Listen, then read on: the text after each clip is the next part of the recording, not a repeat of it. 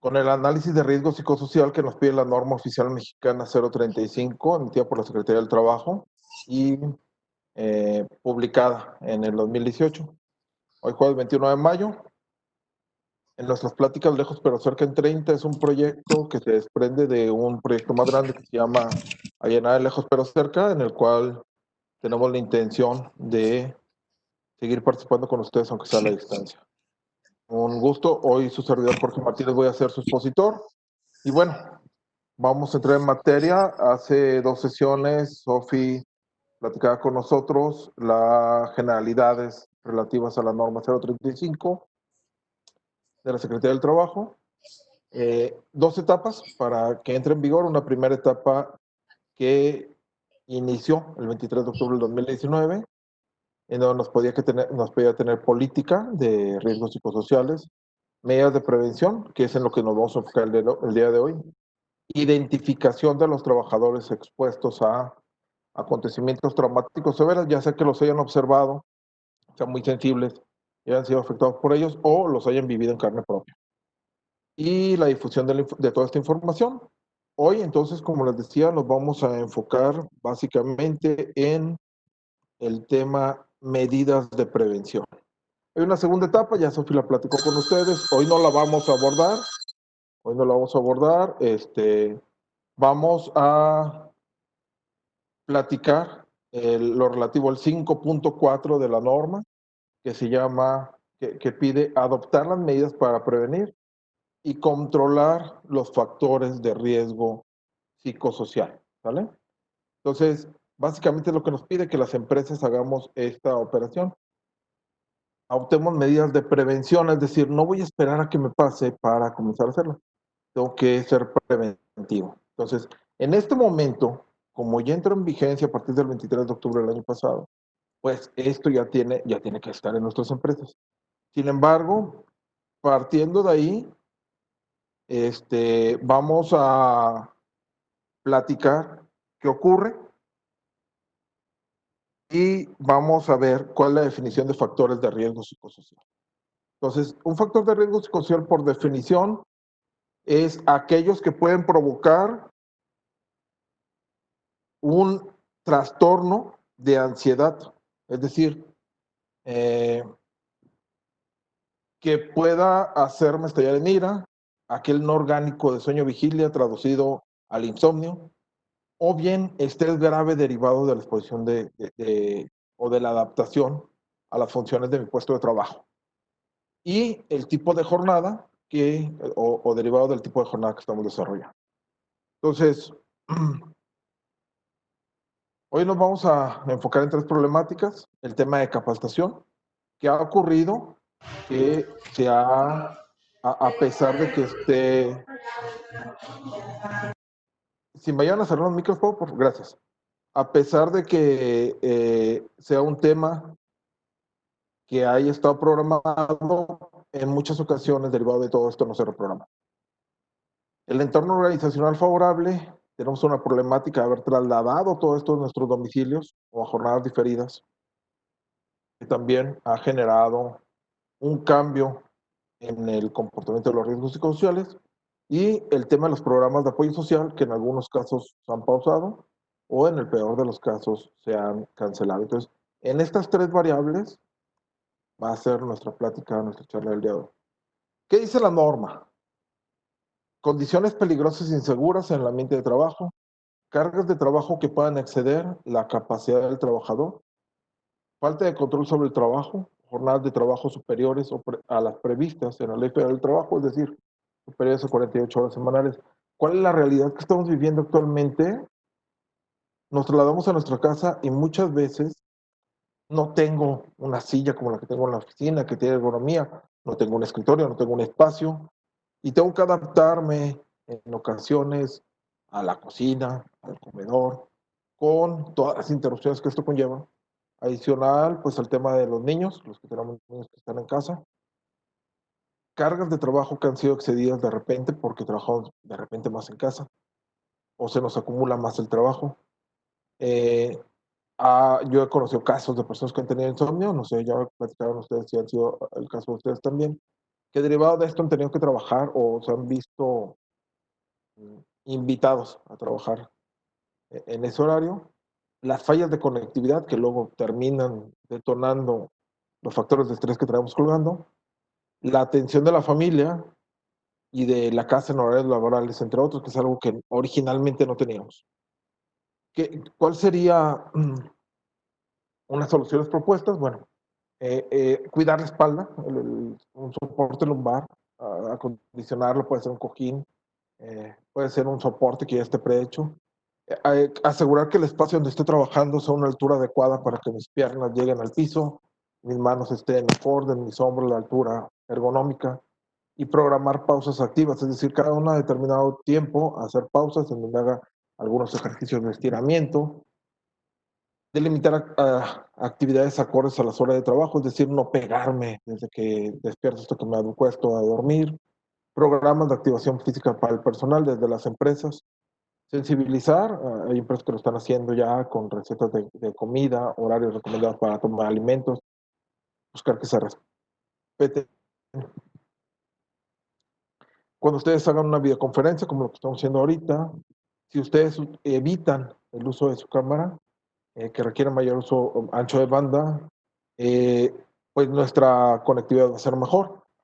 Si es posible, usen una conexión alámbrica. El Wi-Fi de repente puede tener distorsiones por algunos aparatos eléctricos que llevan algún transformador, ejemplo, el refrigerador, el microondas. Entonces, esas ondas se encuentran y descargar un medidor de velocidad de internet antes de que hagan su videoconferencia para ver cuál es su velocidad de subida y de bajada. Tenemos que mantener también ocupada a la familia, las empresas, entonces las empresas podemos hacer un programa de actividades o retos para la familia, con lo que demos oportunidad de que nuestro colaborador esté disponible y puede ser sesiones colectivas a distancia con psicólogos. Eso es para las personas que están haciendo home office, trabajo en casa. Mismo caso para las personas que ahora están en planta. Hay una cierta población con algunas características físicas o de enfermedad que han sido denominada población de riesgo y que nos han dado la recomendación de que nos presentara a laborar. Derivado de eso, hay falta de personal en las plantas, se ha repartido más el trabajo y en consecuencia hay cargas de trabajo excedidas, hay cambios de horario, de repente puede haber tensión laboral por falta de material y el traslado, o sea, el tiempo que yo, si yo voy en transporte público, el tiempo que yo me tengo que trasladar, muchas veces yo mi cubreboca, pero los que van alrededor de mí no, muchas veces va gente estornudando, tosiendo, escupiendo en transportes o en la calle, y bueno, pues el tiempo de comida, el tiempo de convivencia con los compañeros, el cambio en los lockers, todo eso termina siendo preocupante. Soluciones, pues al hacer la factibilidad de que este personal se mantenga ocupado desde casa, haciendo algunas actividades, el personal que esté calificado como personal de riesgo, realizar reprogramaciones de programas de producción para que las cargas de trabajo sean más adecuadas y no nos afecten los cambios de plantillas, un protocolo seguro para los traslados para que nuestra gente sienta el respaldo de la empresa. Muy importante, muchas veces yo me he encontrado con muchos protocolos donde llegamos, nos toma la temperatura, ya sea infrarroja, en la mayoría de los casos, si me pone, gracias. En la mayoría de los casos, este, no lo hacen así, nos dan gel antibacterial, pero he encontrado pocas empresas que tengan un protocolo cuando hay una persona ya infectada, ya positiva, o con síntomas claros de ser positivo. Y también, al igual que en la otra, analizar la factibilidad de sesiones colectivas con psicólogos. No hay que perder de vista que el temporal de lluvias está en puerta. Si continuamos trabajando en casa, la conectividad puede verse afectada. Si nos trasladamos, puede haber mayores riesgos de contagios de tipo respiratorio, ¿verdad? Que pueden dar un falso positivo a lo mejor ahí en alguna sintomatología que tendría que ver con la sintomatología de COVID. El 8.1 en la misma norma se refiere al apoyo social y la información. Muchas empresas han hecho el apoyo social, adoptar un camellón, la ayuda a la comunidad, la limpieza, abrir una escuela para mayores en sus instalaciones, llevar despensas, visitar enfermos, etc. Sin embargo, actualmente eso es difícil de hacer. Entonces, ¿qué estamos analizando que pudiera ser un escenario probable para no dejarlo de hacer? Analizar eventos programados para hacerlos de manera virtual, ajustar el programa para que se aplique entre compañeros y temas donde ellos puedan participar en el ámbito de su interés y de su dominio, es decir, hacer una apertura para que los compañeros participen activamente. En el tema de difusión de la información, facilitar direcciones oficiales para que el personal consulte ahí. Ahorita tenemos una sobresaturación de la información. Y esa sobresaturación es que yo vi que acá decía nada, mi tía, la tía de mi amiga, de la vecina, trabaja en el IMSS y no hay casos, y entonces no es cierto, y entonces hay una sobreinformación. Busquemos canales, busquemos canales de comunicación que sean adecuados y que sean oficiales. También creamos canales de comunicación internos. Estos canales de comunicación internos nos va a ayudar a que se evite radio pasillo. Ah, es que dijeron que no vamos a trabajar hasta tal fecha. Ah, es que no, sí vamos a venir, pero no, yo creo que no. Y entonces comienza a generar mala información. Y hagamos que el personal se apropie también de su sistema.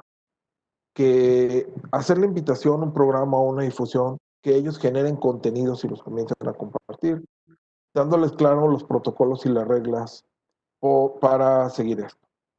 Tercer tema que queremos ver el día de hoy, quejas por violencia laboral.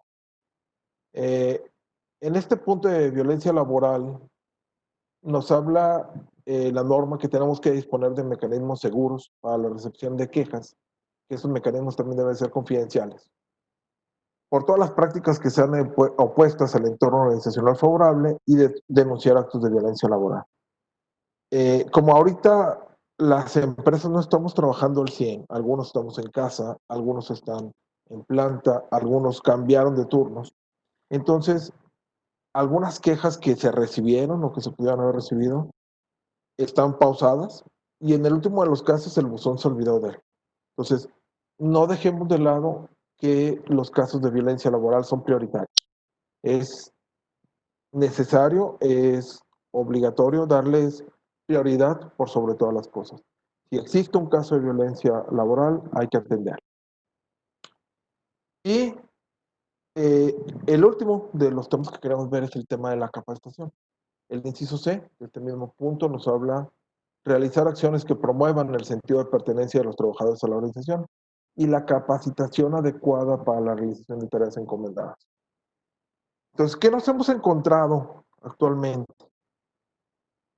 Nos hemos encontrado con programas de formación que ya están ahí estructurados y que de repente se pausaron y que no se reprogramaron las capacitaciones que estaban programadas. En el caso de capacitaciones a distancia, nos piden conectarnos a un software. Algunas personas no tendrán equipo de cómputo adecuado o compatible con el software. Algunas personas no tendrán la competencia para hacer el uso del mismo. Entonces tenemos que capacitar también para que esta capacitación sea efectiva, realizar pruebas previas a la realización del evento de capacitación, medir la efectividad de la capacitación, esto no debe de omitirse, y hay una metodología que la Organización Internacional del Trabajo denominó Solve y la desarrolló, y es una metodología de más de 700 páginas que habla de cómo hacer tratamiento de los factores de riesgo psicosocial. Está libre, ustedes la pueden buscar así, Solve, en internet, la pueden googlear, y es de la OIT, Organización Internacional del Trabajo.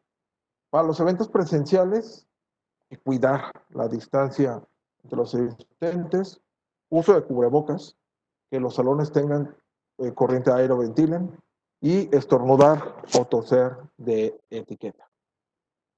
Nada más para concluir aquí, de manera rápida, vamos a encontrarnos que el 23 de octubre de 2020 entran en vigencia todos estos requisitos, identificar factores de riesgo psicosocial para las empresas de 6 a 50 trabajadores y de más de 50, evaluación clínica al personal con eventos traumáticos severos, llevar registros de todo lo previo, programar atención a factores de riesgo psicosocial para las dos empresas, para las de 16 y para las de 50, implementar acciones de primero, segundo y tercer nivel, que es la atención grupal, la atención individual y la atención a todo el rango de la empresa.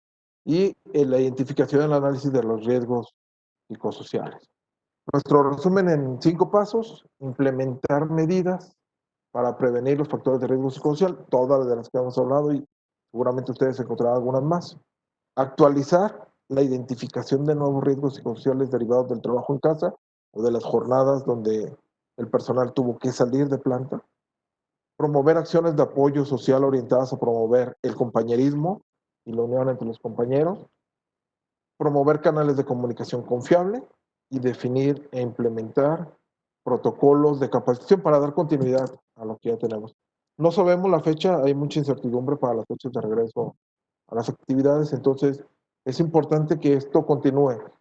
Ahorita antes de entrar a las dudas, en 30 segundos nada más les platico, ayer me habló una persona, me dijo, oye, yo no para actividades, mi empresa está clasificada dentro de las esenciales, pero aún así recibió una visita de la Secretaría del Trabajo y me dijo que tenía que tener una serie de cuestiones cumplidas para poder darme luz verde, aunque ya estaba yo trabajando, y entre ellas es el cumplimiento de la NOM 030, que está alineado con la de la 035. Entonces, es posible que la Secretaría del Trabajo nos haga algunas visitas derivadas de esta reactivación económica a nivel nacional.